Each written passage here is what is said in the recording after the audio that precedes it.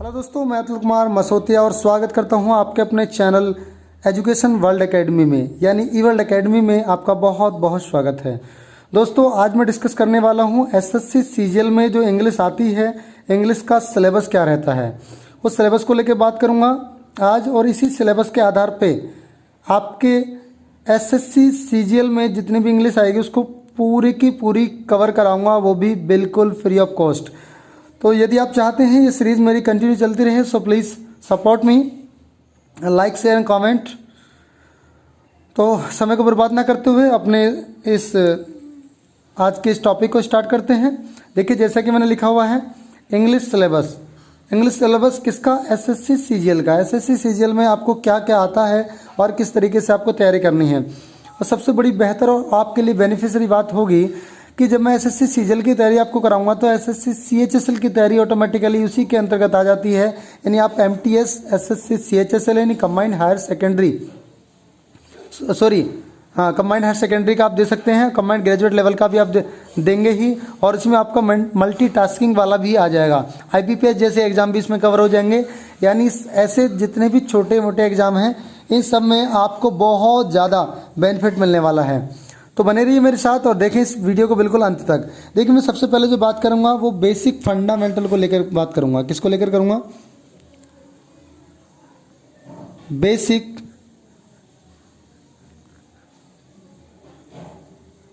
Fundamentals.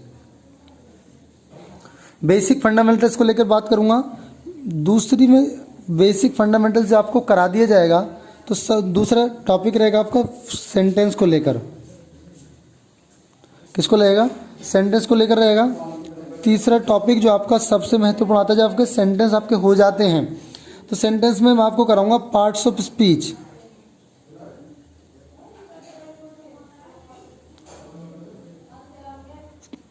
Parts of speech आपको पढ़नी होती हैं। और जब आपको पार्ट्स ऑफ स्पीच में मैं आपको क्या क्या कराऊंगा, पार्ट्स ऑफ स्पीच में आपको नाउन कराया जाएगा, आपको प्रोनाउन कराया जाएगा, आपको वर्ब कराई जाएगी, वर्ब के एडवर्ब है उसके बारे में आपको पूरी जानकारी दी जाएगी, एडजेक्टिव है,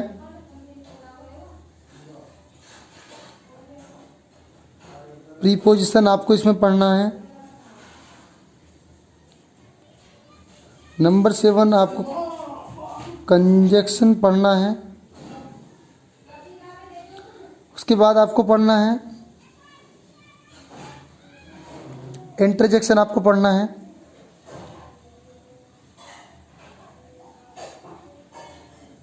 यानी टोटल पार्ट्स ऑफ स्पीच ही आपको कराई जाएंगी। कंप्लीट पार्ट्स ऑफ स्पीच आपको कराई जाएंगी जब आप basic fundamental of English language की स्टडी कर लेंगे, जब आप सेंटेंसेस की स्टडी कर लेंगे, जब आप पार्ट्स ऑफ स्पीच को स्टडी कर लेंगे।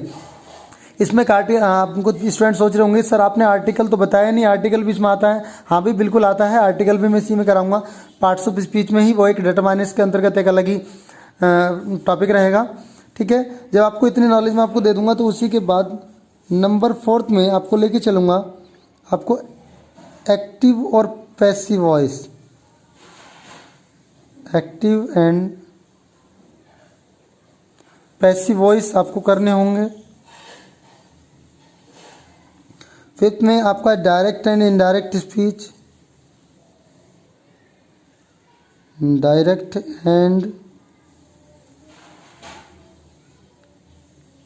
स्पीच आपको करनी होगी।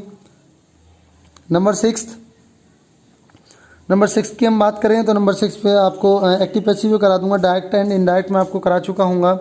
उसके बाद बहुत सारी चीज़ें, एक कॉम्प्रीहेंशन पार्ट रहेगा आपका,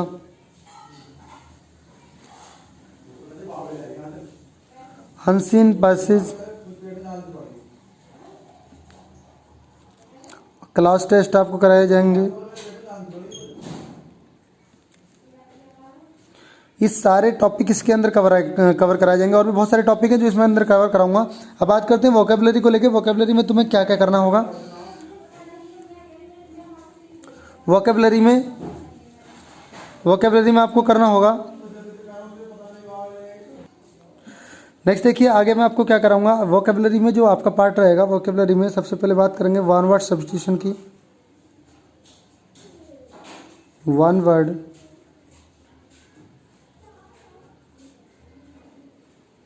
सब्स्टिट्यूशन इसमें तुम्हें कराए जाएंगे। नंबर 2 पे आपका क्या कराया जाएगा, आपका एंटोनियम्स इसमें कराए जाएंगे। नंबर 3 पर आपका सिनोनियम्स भी इसी के अंदर इसी के साथ साथ कराता चलूँगा आपको। नंबर 4 की अगर बात करें तो इसमें आपको कराया जाएगा फ्रेजल वर्ब, जो आपके क्लॉज टेक्स्ट और फिल इन द ब्लैंक्स के लिए बहुत ही ज़्यादा महत्वपूर्ण होती हैं। नंबर 5 में आपको फ्रेजल वर्ब के साथ साथ आपको ईडियम्स एंड फ्रेजेस कराई जाएंगी। ईडियम्स एंड फ्रेजेस आपको कराई जाएंगी। नंबर 6 पे आपको कन्फ्यूज़न वर्ड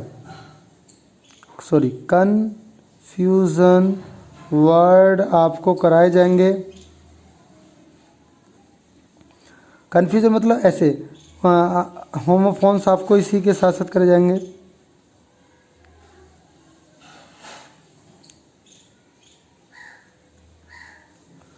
और बहुत सारी चीज़ें हैं, बहुत से फॉरेन वर्ड आपको इसमें इसी में कराऊंगा वोकेबलरी के अंतर्गत ही, ठीक है। यानी वर्ड्स विद मीनिंग, बहुत से कुछ एडिशनल वर्ड होंगे जिनको मैं कराऊंगा। वर्ड्स विद मीनिंग, तो ये आपका सिलेबस रहेगा। उम्मीद है एक बार और चेक करा देता हूँ आपका सिलेबस में मतलब मैं करा रहा हूँ ऐसे इंग्लिश सिलेबस है जो आपका एसएससी सीजीएल में आता है। एसएससी सीजीएल में आपको इंग्लिश 2 तरीके से पढ़नी होती है, ग्रामर तरीके से और दूसरा वोकेबुलरी तरीके से। जब हम ग्रामर की बात करते हैं तो ग्रामर में बेसिक फंडामेंटल्स को लेकर चलेंगे। बेसिक फंडामेंटल्स में आपको बताया जाएगा। देखिए बेसिक फंडामेंटल्स में आपको मैं क्या क्या चीज़ कराऊंगा।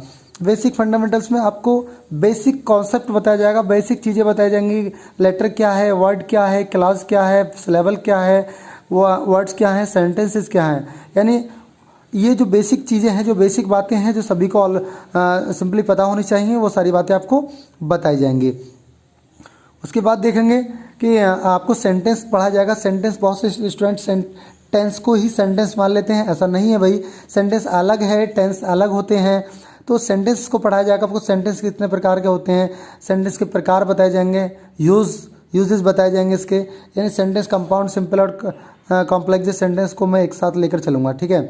उसके बाद आपको स्टार्ट कराऊंगा पार्ट्स ऑफ स्पीच, जो कि बहुत ही इंपॉर्टेंट टॉपिक रहेगा आपके एग्जाम पॉइंट ऑफ व्यू से। बहुत सारी जो एग्जाम्स में एरर आती हैं वो इसी पार्ट से पूछी जाती हैं ज़्यादातर। उसको नाउन कराया जाएगा। नाउन अपने आप में क्या है ये भली बात ही आप जानते भी होंगे। देखिए जब नाउन की बात करेंगे तो नाउन में आपको कराया जाएगा, काइंड्स ऑफ नाउन कराए जाएंगे और नाउन्स के यूज़ कराए जाएंगे। नाउन अपने आप में क्या है, दुनिया में कोई भी चीज़, वस्तु जो आपको दिखाई दे रही है और हमने जिस भी नाम से उसको जानते हैं, सब नाउन है। नाउन के स्थान पर प्रयोग जिन शब्दों को किया जाता है वो अपने आप में प्रोनाउन है, ये सब आप जानते होंगे ना। प्रोनाउन होगा, वर्ब क्रिया कराई जाएगी, एडवर्ब। देखो ये नाउन मतलब इसको क्या कहेंगे हम, इसको हिंदी में क्या कहते हैं, संज्ञा। ये हमारा क्या करा जाएगा, सर्वनाम। ये आपकी क्रिया, ये एडवर्ब होती है, क्रिया विशेषण। एडजेक्टिव मतलब विशेषण भी आपको इसमें करा जाएगा। प्रीपोजिशन कोई खास पार्टिकुलर वर्ड नहीं है इसके लिए हिंदी में, इसलिए नहीं लिखवा रहा हूँ। कंजक्शन मतलब संयोजक के काम करेंगे। इंटरजेक्शन भावात्मक शब्द होंगे। एक्टिव एंड पैसिव वॉइस में तुम्हें कंप्लीट कराया जाएगा। तो आई होप कि तुम्हें पूरा सिलेबस समझ में आ गया होगा। और यदि आप चाहते हैं कि सर इसी सिलेबस को कंटिन्यू रखें, जारी रखें और कंटिन्यू पढ़ाएं और एक एक कॉन्सेप्ट को क्लियर करते हुए आपको चलाया जाए, जिससे कि आप एग्जाम टाइम पे आप कंफ्यूज ना हो, किस तरीके से एरर को डिटेक्ट करना पड़ेगा, किस तरीके से क्लास टेस्ट को आप कर पाएंगे, किस तरीके से आपको सेंटेंस रीअरेंजमेंट, इसमें एक और टॉपिक आता है इसमें सेंटेंस रीअरेंजमेंट का, सेंटेंस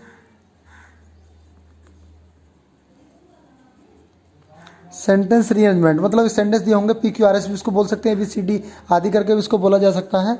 यानी इसको एक डिसऑर्डर में दिया होगा, उसको ऑर्डर में लगाया जाता है, ठीक है भाई।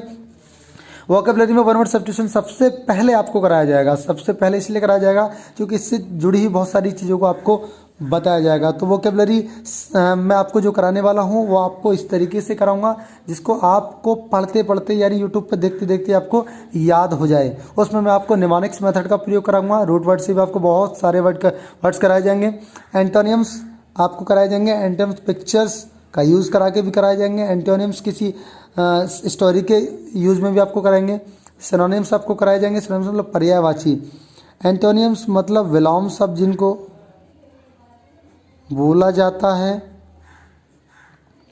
और सिनोनिम्स मतलब पर्यायवाची। आपको ये भी कंप्लीट कराए जाएंगे, ठीक है। तो फ्रेजल वर्ब अपने में क्या होती है, फ्रेजल वर्ब की बात करें तो फ्रेजल वर्ब वो ग्रुप ऑफ वर्ड्स होते हैं जिसमें एक तो वर्ब होती है, दूसरी प्रीपोजिशन होती है। देखिए अगर हम फ्रेजल वर्ब की बात करें तो फ्रेजल वर्ब में जैसे गोइंग ऑन, गोइंग वर्ब हो गई मेन वर्ब, ऑन एक प्रीपोजिशन होगी। जब हम इस शब्द को पूरे को एक साथ बोलते हैं गोइंग ऑन तो मतलब कंटिन्यू, यानी जब दो एक वर्ब यानी मेन वर्ब और एक प्रीपोजिशन दोनों मिलकर एक नए शब्द का निर्माण करें तो एक वर्ब जाती है आपके phrasal verb. Idioms and phrases आपने सुने होंगे हिंदी में, मुहावरे व लोकोक्तियाँ, ठीक उसी प्रकार से इंग्लिश में भी होती हैं।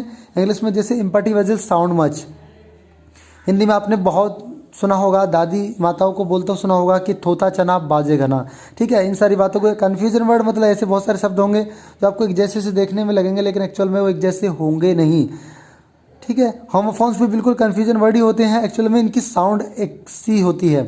तो वर्ड्स विद मीनिंग इसको कराया जाएगा। आई होप कि तुम्हें समझ में आ गया हो। यदि और आप कुछ भी जानकारी लेना चाहते हैं या कुछ भी आप पूछना चाहते हैं तो मेरा आप व्हाट्सअप नंबर आपको दिया जाएगा, टेलीग्राम आप ज्वाइन कर लीजिएगा। टेलीग्राम मेरे नाम से है, अतुल्य ज्ञान bye Atul sir.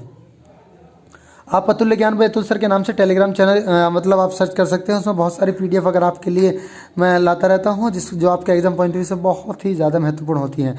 So I hope कि आपको इस पूरा सिलेबस समझ में आ गया होगा और आपकी स्ट्रेटजी कैसे रहनी है, आप इसको कैसे प्रिपेयर करेंगे एक बार और आप देख लीजिएगा। और यदि आप इसको चाहते हैं कंप्लीट, मैं इसको एक मैं वैसे भी दिखाऊँगा आपको, ये मैं पूरा करके दिखा सकता हूँ, ठीक है। मैं इसका फ़ोटो आपके पास सेंड कर दूंगा। बाकी thank you so much for watching this video.